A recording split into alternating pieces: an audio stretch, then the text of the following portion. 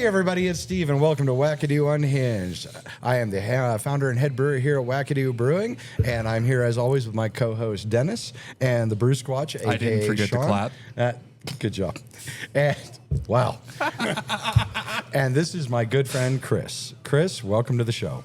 Hey, everybody. Thanks for having me. You're very welcome. And I appreciate that earlier with the little button. You know, we might actually cut that in somewhere. I think you should. That was some of my best work so far.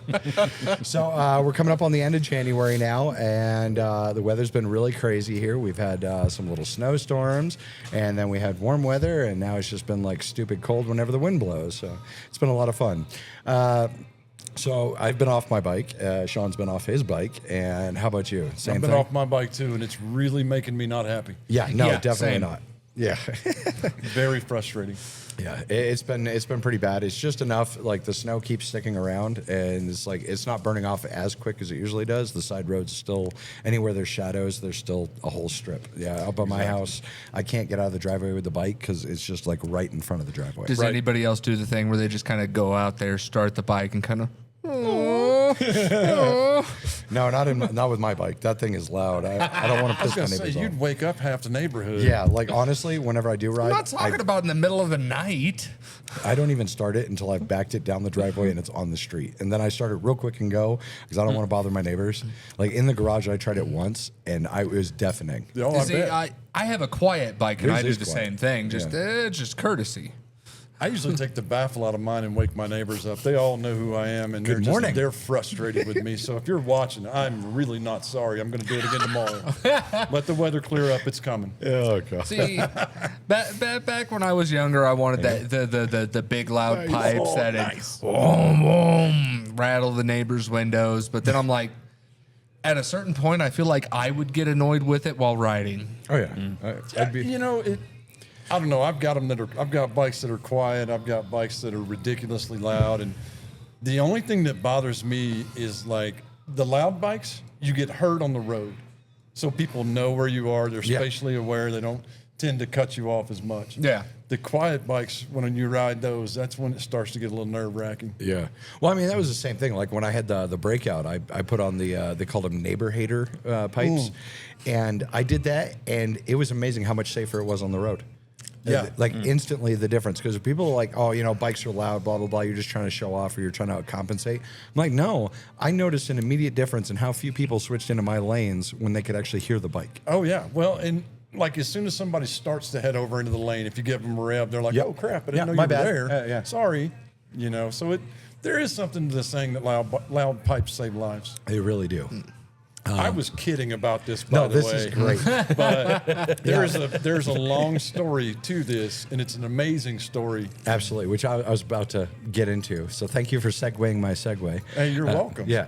So if Half anybody, credit to Joe. half credit to Joe, and I really appreciate that, Joe. Joe will be on the podcast next week, actually. Exciting. So then you'll be able to talk to her about that.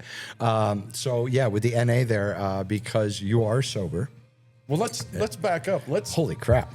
tell people how we met. Okay, Let's just go back to the beginning. How much time do we have? Because we could do that. Like, we could reminisce. we got to get 4 years, five years worth. Oh God, yeah, 5 years worth. We've got right at an hour starting now. We got a nice early start on We this. did, yeah. So this So, could be yeah. this could end up being our longest podcast, depending on how. Well, it how goes. I met both of you guys. 'cause There you go. Okay. Yeah, it was kind of like one and the same. I say Yeah. him, but it's like the whole Wackadoo family, really. So while the VFW was still down, while the VFW was still, while the brewery was still down at the I swear to God, I've only had a couple of these.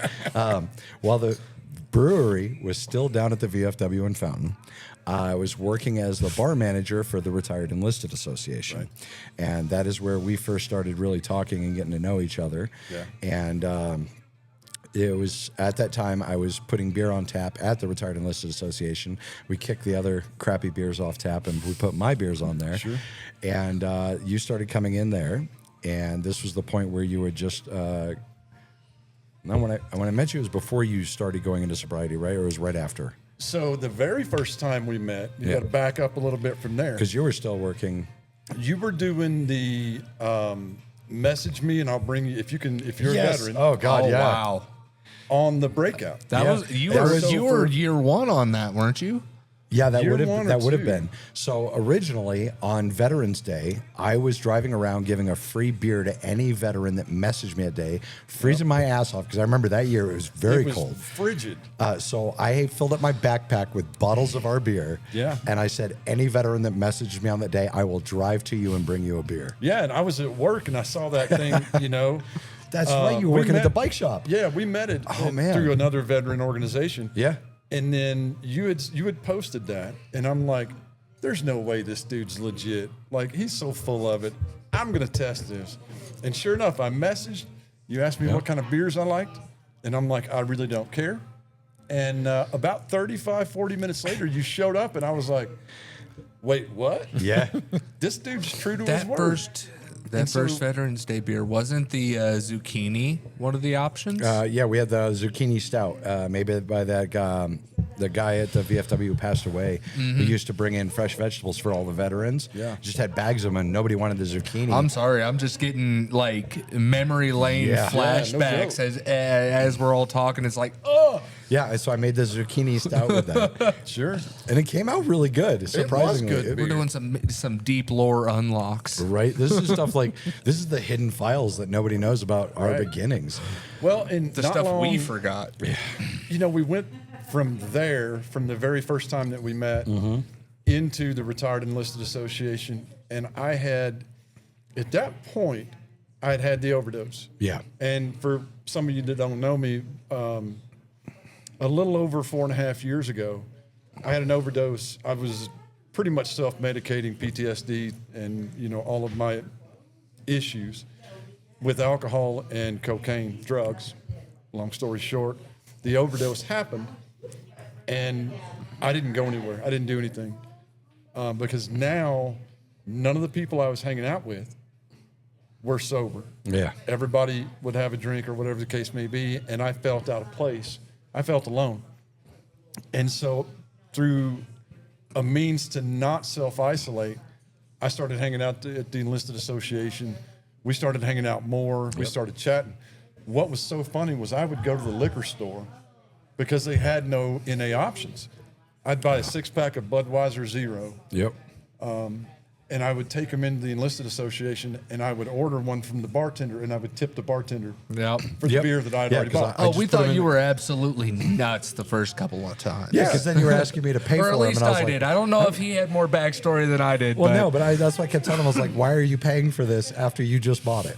Well, because the thing for me was you go there to support the association, Yeah. to support the business that's happening there.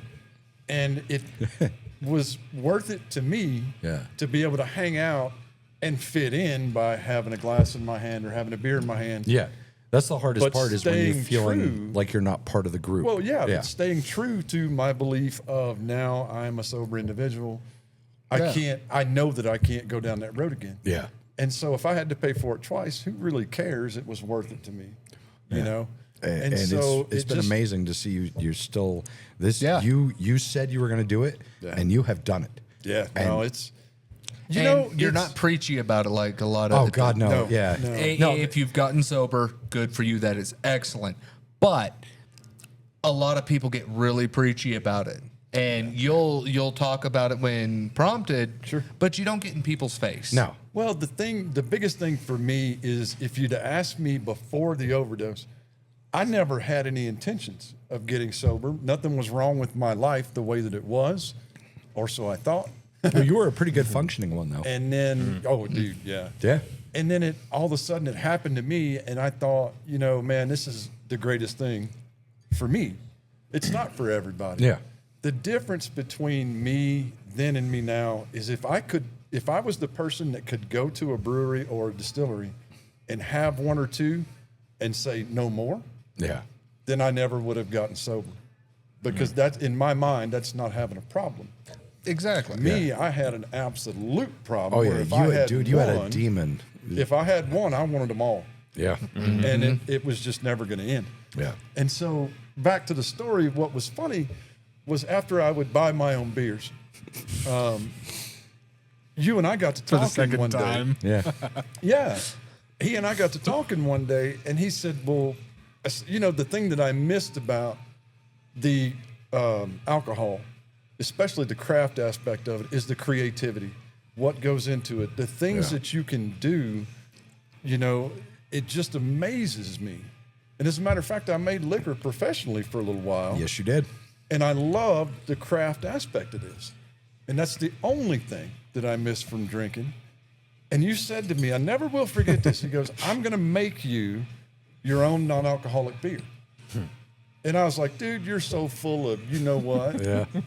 There's no way, you know? And gosh, I don't know how many times you went through different renditions of it. I went through quite a few where we were getting it down to like 3.5, 3.2, 2.5. And it was that constant fight to remove the alcohol but still have good flavor. Right. And I fought that for probably the first year. Well, and the crazy thing to me has always been with you that you don't take a paycheck from Wackadoo at all. Never. And I don't know anybody anywhere in the world that does what you do the way that you do it. Yeah. This is one of the things that I've always admired about you. I mean, I could see it like if you were independently wealthy, but I'm independently poor as hell. Right. Right. Well, and what's crazy to me is I know that those lab tests cost money. I know that every time you put ingredients down to do something like this, it costs money. Yeah. But your resolve to fulfill that promise, that deal that we had made, blew my mind. Oh, that was And just I've it. always Challenge held accepted. that thought. And that's kind of the crazy part, that now that you put it like that and thinking about to when we were doing it, yes, the process to figure it out, it took us a while. Yep. But now that we got it figured out, it's really not all that difficult. No, the hardest part was the testing, making sure that we were really hitting the numbers that I had. I mean, that's $50 every time I send a test up to the lab. Yeah. You know, and we went through that probably 10 or 12 times. So there's $600 plus the supplies every time I brewed it. And if it didn't hit, it was too low alcohol for anybody to want to buy it. Right. And it was too high alcohol to be a non-alcoholic. So it was getting dumped. Huh. You know, and I tell you, the very first time, I never will forget it. I show up to the Enlisted Association, and you looked at me, and you had this great big smile on your face, and he says, "I've got it." And I was like, "Well, no way. Yep. There's no way." Because we've done this like 100 times, it seemed Yeah. like. And you said, "I've got it. I know I've got it." And you set one down in front of me. And I was like, "Are you sure this has no alcohol?" Because I can't afford, like in my brain, I can't afford to go back. Yeah. And I knew that you carried that thought seriously. Absolutely. And man, I took the first drink of it, and I fell in love with what it is that you guys do. Yeah. I found that creative aspect because not only was it not alcohol, but it was damn good. Thank you. Yeah, I mean, you've been the inspiration for that, and that's why we're still the only brewery in town, 6 years in, that makes our own non-alcoholic beers. It just And amazes me. it's all your fault. I accept. I Other humbly breweries accept. don't make their own non-alcoholic. None of the ones in Colorado Springs. Really? Yeah. Yep. No. The only place So- you see them on tap, they've got Athletic or a couple of the big name brand ones. They'll buy a couple of kegs to have on tap. We're the only ones who make our own. So yeah, hey, let's do that. Let's issue a challenge to all the breweries out there that might be listening. Oh, God, they're not going to do it. Hey, Or No, the 'cause design failed. Here's the if thing, he though. won't, I will. I'm throwing down the gauntlet. Tap into a market you might not realize you have. You have no idea how much more popular NA options are now. Oh, God, yeah. It is Just last amazing. year, there was a non-alcoholic beer fest, wasn't there? Yeah, in 2025 was the first ever non-alcoholic beer festival in the entire country. And it was rad. up in Denver, and we went up there, and we were the only brewery that had some on tap. Everybody else brought their cans of it. Sure. We had 2 different non-alcoholics on tap. I made a second one just for their event, just so we had 2 different love ones. it. And we were the only ones pouring fresh off a tap. Wow. Yep. You just don't find that. No, but it's simple. It's because, you know, it was something that I wanted to do for you. Yeah. As my friend. And it didn't matter about the market. I didn't care if we never sold any ever again. It was, that was something I wanted to do for you. And you don't get that anywhere else. It's a market that doesn't get touched because it's about heart, not money. Yeah, that's the hard true. thing. I That's mean, very true. Everything we do here is not about the money, and that just blows people's minds. There we go. I've had just enough alcohol to get poetic and shit. You are. Uh-oh. You're being all kinds of crazy. I'm about it. Where is this? Oh, I found this thing. I wanted to show it. I know. I'm playing on my phone. Blah blah blah. No, I'm not gonna mess with you about that. Just not having it queued up already. This one's for you. Believe in yourself, even if nobody else will. That's quoted by Sasquatch. I like it. What? Sasquatch quoted that. It says, "Believe in yourself, even when no one else will." And then I just found this funny ass one. It says, for everybody that plays video games out there, if you have an organ donor card, you drop loot when you die. Yep. I don't even play told video him, games, but that's absolutely true. Sample collected. It's hilarious. Oh God. Anyways, okay, so yeah, we did that. And through all of your adventures and all of your life, and that was one thing that was very important to me. And we kind of talked about this offline. Is we've had similar situations here personally to me, but when that happened, and you got sober, like 95% of your people cut ties with you. So the crazy thing about it, in the veteran community, everybody says, "Oh, we got your six. We love you, brother," and all of this stuff. When I had the overdose, I sent it. I sent up a flare like I needed help. Yeah, I was surely going to die, and 3 of the people that were in that message group all those years ago, they came to my rescue. Basically, they came pick me up, and for that, I'll always be grateful. They got me to the hospital in Denver. That's a long story that I don't care to get into. Yep. But when I got released, nobody answered those messages. Yeah. You know what I mean? And so you go from being in a certain circle, doing a certain thing, and when you can no longer do that certain thing, it's very difficult to be in that circle. And that's why that NA beer helped me reintegrate. But prior to that, those people don't do the same things that you do now. Yeah. And so you're going to feel very out of place. They're going to feel very awkward doing that same thing, the drinking, around you. Yeah. And so you just I started down my own path. Yep. And I spent a lot of time alone. I spent a lot of time in my garage. I spent a lot of time riding. Yeah. You know what I mean? And being in my own little world. But it's a harsh reality of it. And that's kind of why I do the things that I do now. I try to get out and let people know, man, it's okay to be in a brewery, having an NA beer with people that you care about. Yeah.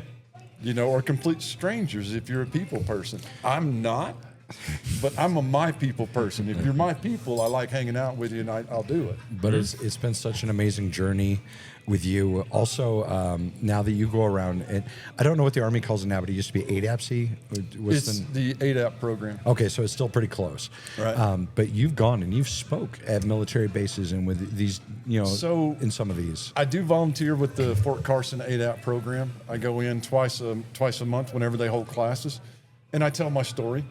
And I offer these young service members,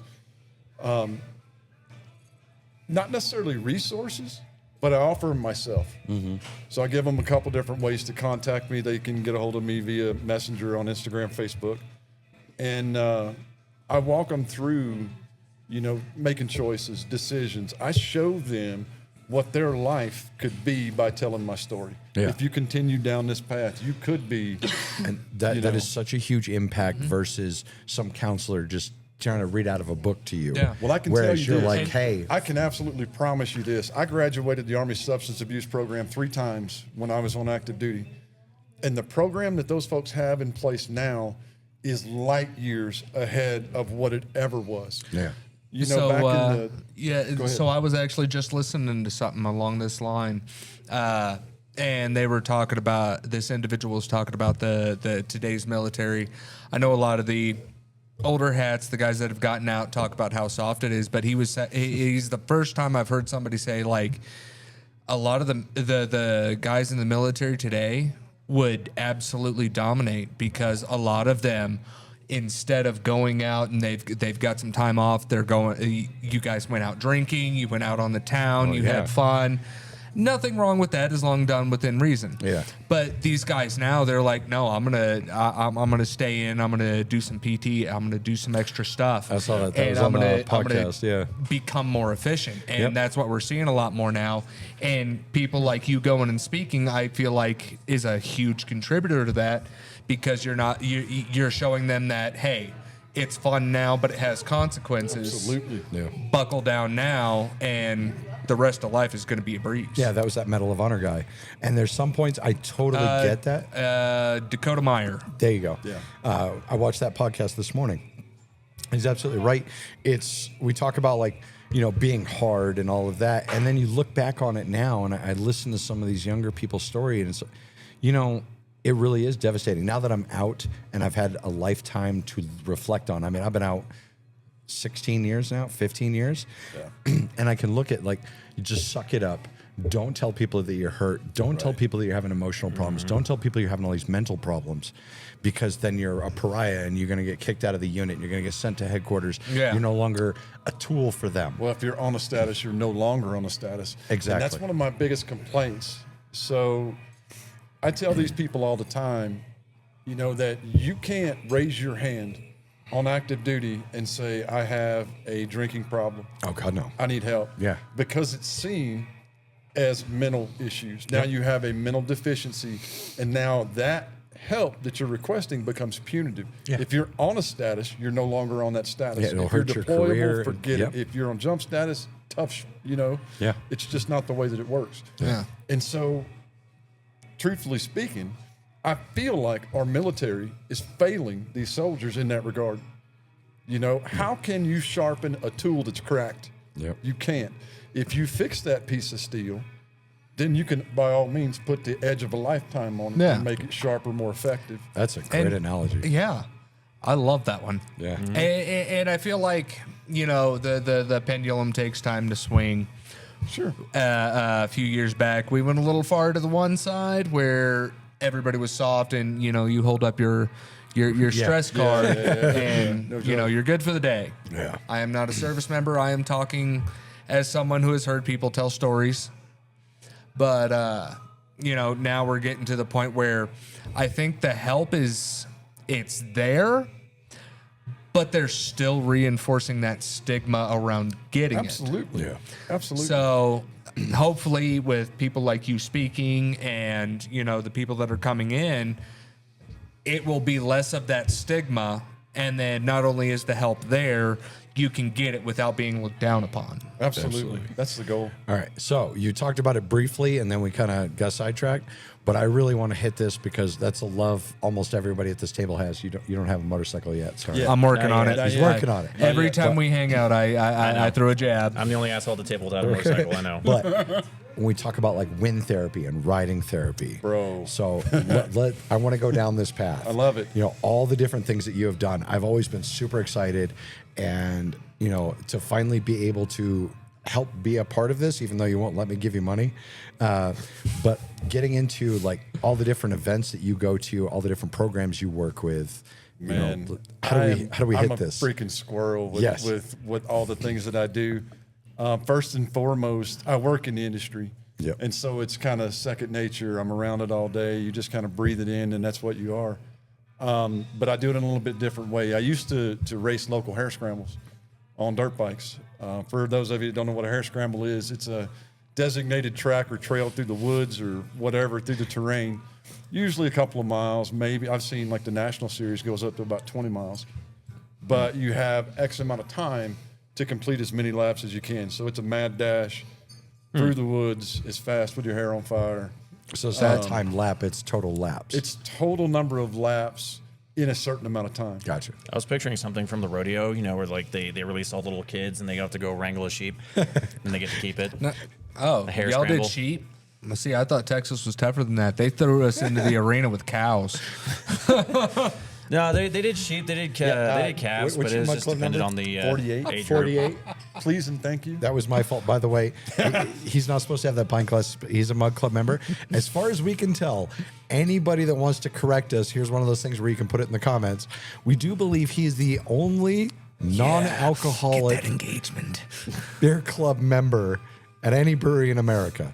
So if you have a sober Mug Club member at your brewery, or you know somebody who is one, please put it in the Let us comments know, below. yeah.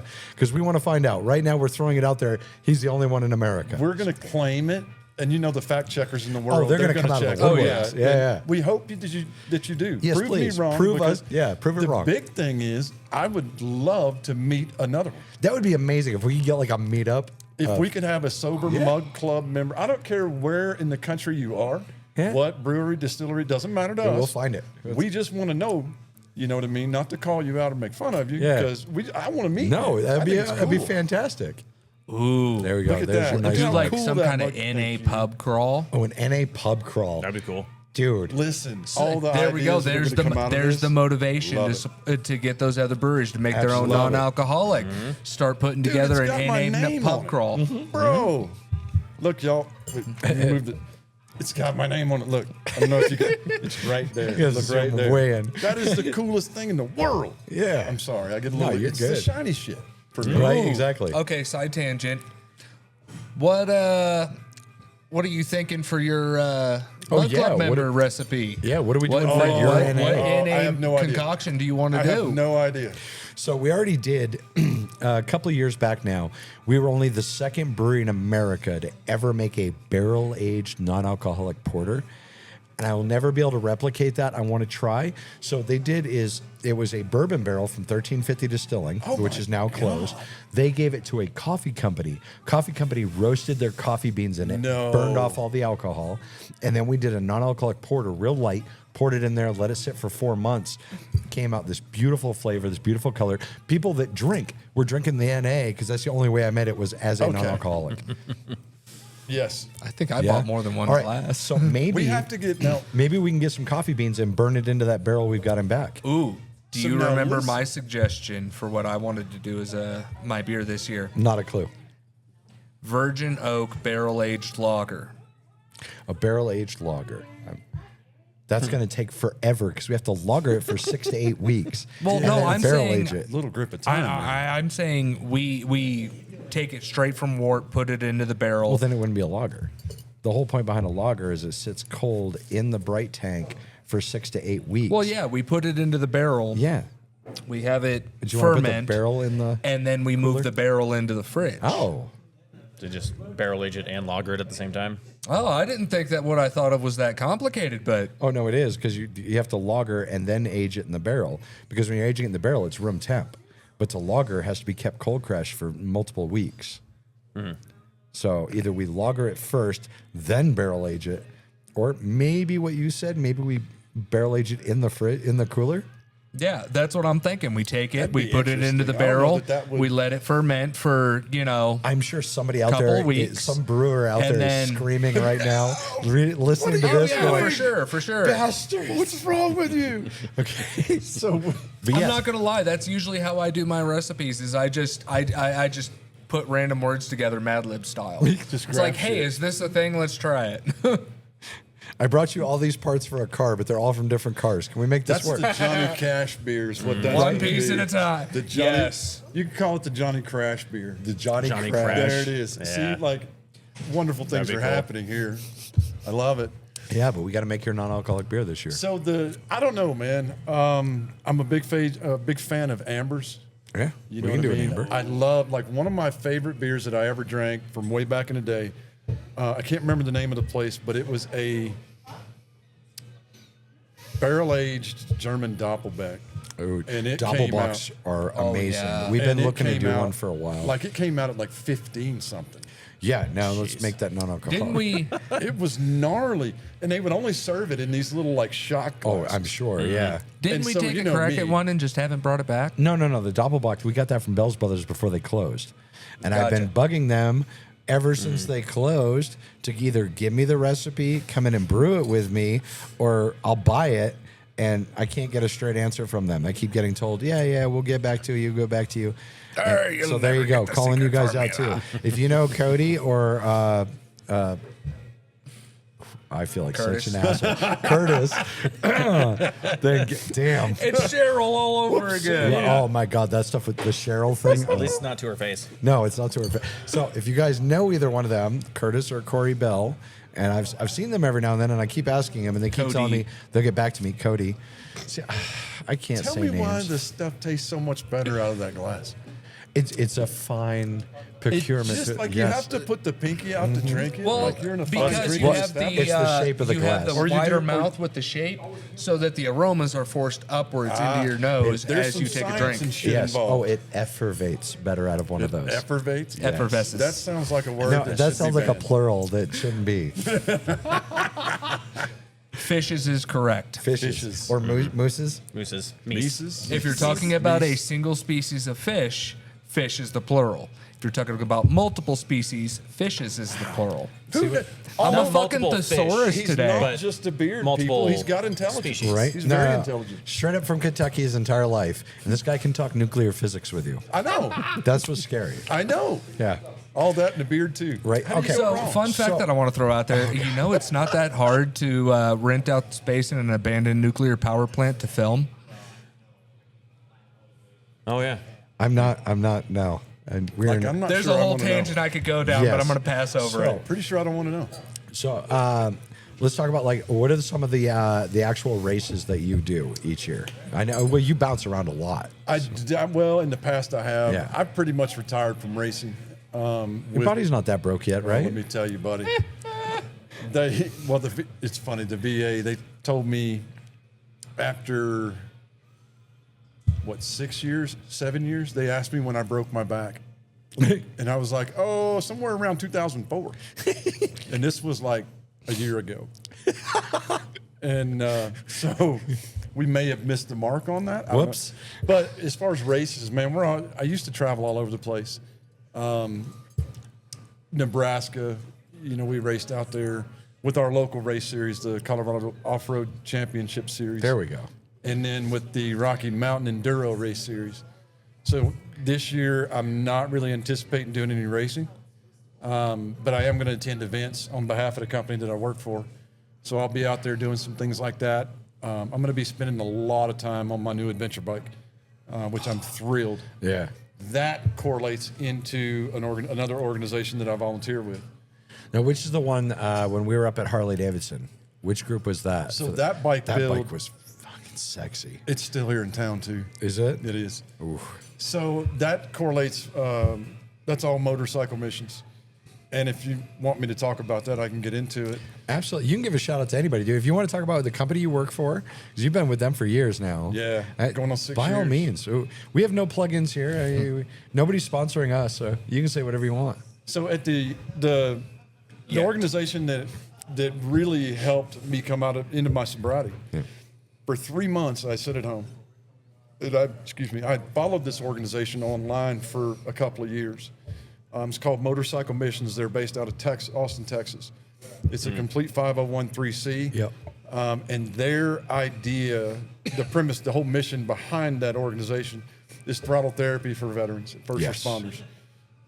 We don't believe that therapy belongs in an office.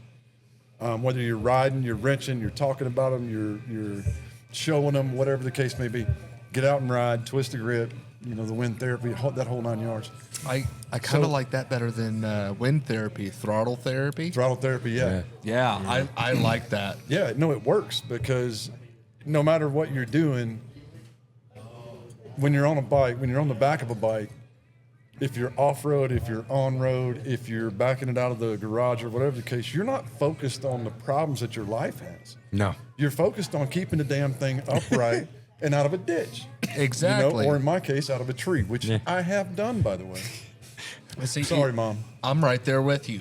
For me, it's less about the wind going through the mountains and everything. It's about that control of the bike, Yeah, focusing in on the bike. Yeah, It- that's what I tell people. That's why. That's what gets me. Yeah, because you cannot play on your phone. No. You can't talk to somebody else. You're not doing any of those things. You are watching yourself. You're watching everyone the hell around you. Right. And where you're going, what you're doing. There's no, I don't even have a GPS on my bike. So it's either I have to memorize how to get somewhere or it's I just watch Pikes Peak because Yeah. I know what I-25 is. I know the mountains over here. Yep. I know where I'm going. Yep. But so with Motorcycle Missions, it was rad because 3 months after the overdose, I'm going to work. I stay at home. I don't do anything else. Yeah. I don't hang out. You know, I disappeared for a while. I'd known our founder, Crystal, and she calls me one day and she goes, there is a custom bike build in Denver that starts this day. You will be there. So I didn't get a choice. Yeah. You know, it's like catching an order, right? You just go and do the thing. One of the rad things about Motorcycle Missions is they pair up. We do build programs, so custom bike builds all over the country.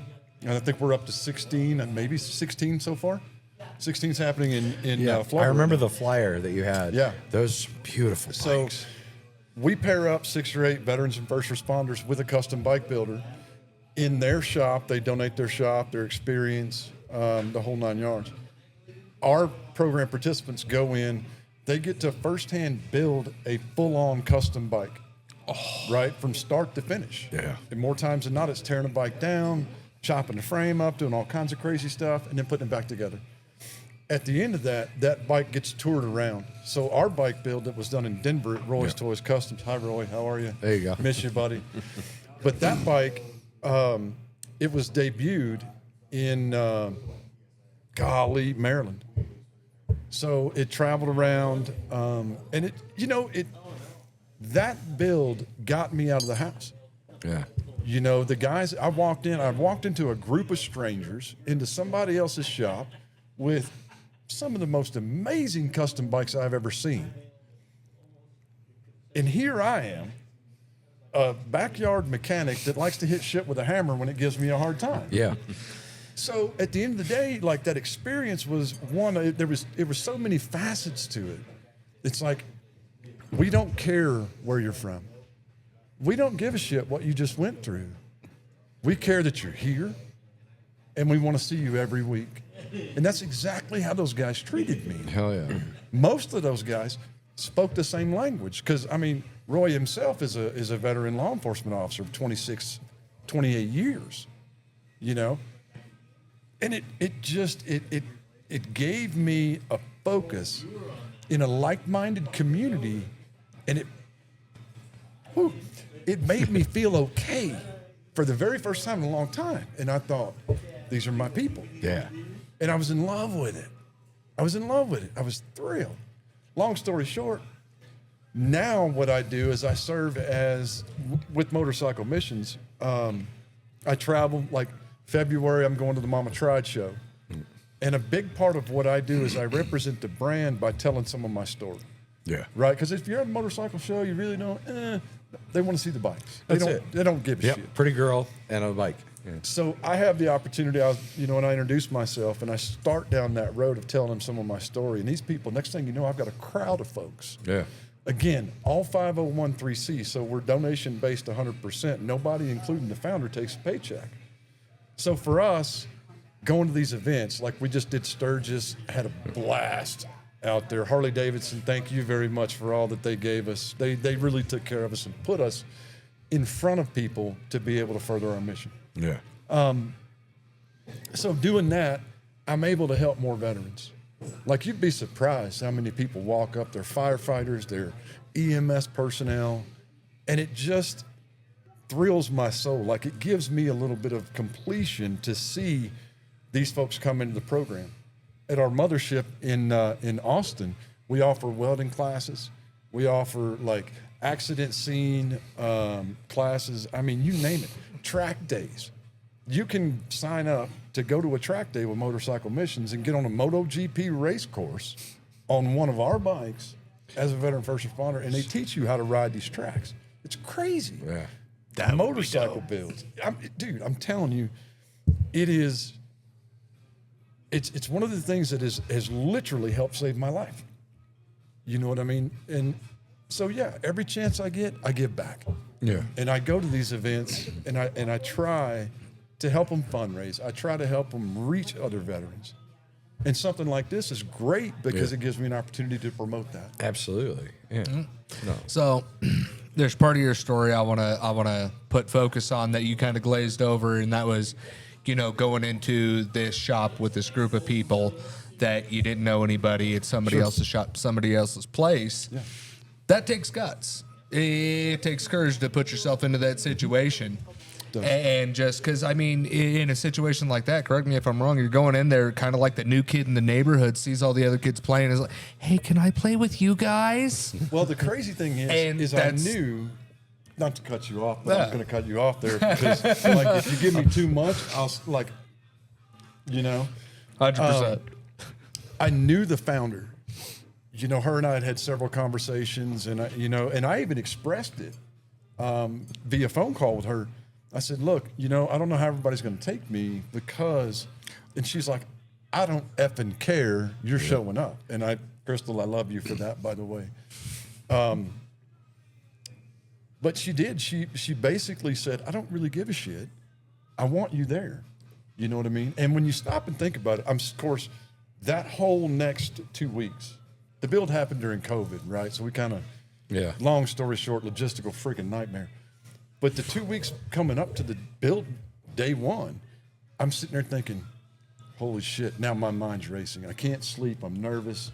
And to your point, or to your question, I talked myself out of it more than I talked myself into it. It was a constant flip-flop. Yeah. And then finally, talking to my son, he goes, everybody's in the same boat you are, Dad. Yeah. All those guys are thinking the same shit you're thinking. And it, like the light bulb came on. I'm like, okay, I'm going to give it one chance. I'm going to show up. We're going to see how this thing goes. Greatest decision I ever made. I actually had a couple of customers this morning asking who is coming on the podcast tonight because people are actually enjoying this. Yeah. Amazingly enough, we're gaining a few followers every week. Sure. But that was one of the biggest things. They were like, well, what about him? And I was like, first of all, he's a friend of mine that I've known and all the things you've done. But one of the biggest points I make, and I make this every time somebody asks about you. He's going to tell them I'm really good looking. Not at all. I'm sorry. Sorry. We can't lie like that. No, It's a video come on, podcast. buddy. But I'll tell you this, and I absolutely love this about you, and I think that's what really burns some people's ass about you, but I fucking love it, is I am bluntly honest, but I still try to sugarcoat it a little to worry about people's feelings. I've always appreciated this about our friendship. You will nail it on the head, and you don't give a fuck what their feeling was in return. You are honest to that point of, hey, you're screwing up. Yeah. Hey, you should, do this. Hey, maybe you shouldn't be. You will let people know. And I have appreciated that about you more than almost anybody I've ever met because you are a solid compass on what you think is right and wrong. Right. You do not deviate from that. Yeah. No. Nobody has to guess what's going through your head. No. And that's so many. I mean, when we were talking about people cutting you off and taking you out of their lives, I went through the same thing here with the brewery. Yeah. And that was one of my people will smile in your face and then talk shit behind your back. I've run into that left and right. But I always knew where I stood and I always knew where life stood around you. Right. And I appreciate it. It's like my mother. Hi, Mom. My mom always tells me, and bless her heart, I'm telling you, my mother's a saint. She has to be to have had you. I'm telling you, you have no idea. Yeah. But she always tells me, she says, son, you cuss too much. You ought to do this and you ought to do that. My mother is very, very Southern. Yeah. You know what I'm saying? Yeah. Mm-hmm. And she's an angel. But I'm like, Mom, love me or hate me, these people will never forget me. Yeah. And people are like, what does that mean? Whatever it means to you. Yep. Mm-hmm. I don't apologize for who I am. I don't apologize for what I've been through. I don't apologize for where I'm going. And I don't feel like anybody should. No. I'm not going to treat people unfairly. I'm not going to cast judgment before I get to know somebody. No. But at the end of the day, love me or hate me, you'll never forget me. And that's kind of the way I've tried to live my life, whether I'm right or I'm wrong. You know what I mean? I feel like if we're not genuine with each other, how in the world are we supposed to connect and move forward? That's what I've always valued about your friendship. Even when we disagree on something, you say your point, I say my point, we're still good. Yeah, we shake hands and we go back to doing whatever we were doing. Yeah, exactly. You know what I mean? That's been really great. So for this year, since you're not going to be open racing, Are you still going to be out there working with any of these teams? Do you still have other programs you're going to be doing? Absolutely. Like I said, I'm chasing around the street bike stuff right now.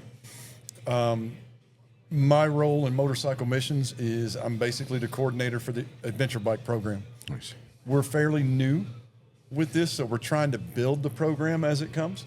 It's been a ride. I've met some amazing people who I can't wait to introduce you Oh, guys yeah. No, to. you I brought a just couple in can't here yet. that are really awesome. And yeah, I'm looking forward to that for anything we can help you with in the future. Sure. Dude, you're Well, always welcome. this is my lunch stop or my dinner stop whenever I go adventure bike riding because of where you're located. I always end my rides coming down 24 or Garden of the Gods so I can swing by my favorite brewery. I appreciate You that. know, the only brewery I go to, Thank you. you know. But there's a lot of stuff coming up as far as like local races are happening right now. I usually go out and hang out and just kind of goof off with people. And then the travel with, Motorcycle Missions, we'll be doing all kinds of stuff this year. And then me personally trying to build this adventure bike program.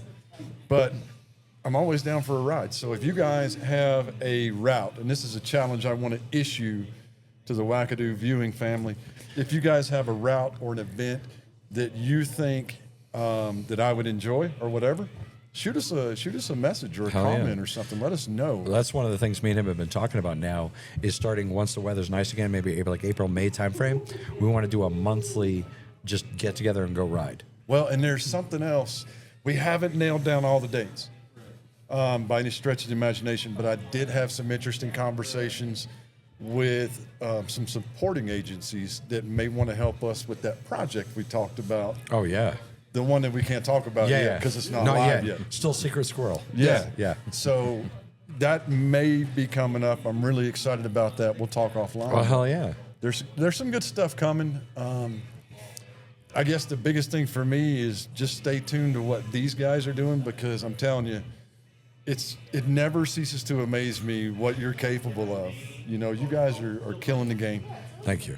Oh, well, I know my first, I've got a lot of goals for this year. My first and most important one to me is getting an adventure bike and getting out on the trails. And yeah, we'll have to. I dare you. Don't do that. That's why we've got bagpipes now. We have bagpipes? Oh, yeah. Really? Yeah. Yes. That Has started yours as come in yet? No, High it five. should be here Thursday, hopefully. Love it. So mine's like a week behind, so I'm a week behind him in learning how to play the bagpipes. His But, came in last You don't want to Thursday. share them? Gonna Google some shit tonight. But yeah, if I can find a way to make it happen, I'm getting an adventure bike and hitting trails this year. I love it. Well, I mean, now you got somebody to ride with, dude. Oh, yeah. 'cause, Yeah. You know, the thing is for me, like, get out and ride. And I tell people this all the time. If you're a veteran or a first responder, even if you're a civilian, it doesn't matter. Yeah. If you're human, if you have a pulse, if you're struggling with something, you know, whether it's a substance abuse problem or mental issues or physical issues, do something. Don't just sit there and live in it. Don't just, it's okay to have, you know, memories or things like that. It's not okay to live there. Yep. You got to get up, right? I don't give a shit what you do. If it's underwater basket weaving, send me a video because I've never seen anybody do it. I would love to. I'm interested. But I'm just saying, like, do something. Is that going to be the new one goal? step, Play right? bagpipes, Because underwater we- basket weaving. Yeah. Or learn the damn Well, the next goal is bagpipes. to get Learn you the sparring. bagpipes. Either Why way. not? The next goal is But, get you you know, sparring at least seriously, one whether time. it's twisting a grip, whether it's wrenching on them, whether it's talking about them, whether it's, you know, going to a bike show or going for a walk, just get out and do something. Yeah, absolutely. You know, something for your own health. All right. Episode 11, longest episode ever. Great to have you on. Thank you all for watching. cutting it off there. Chris, thank you so much for coming in. It's a pleasure. And everybody else here, don't just do it. Wackadoo it. Whack. Yeah. Oh, look, even he got it. You missed. Damn. All right.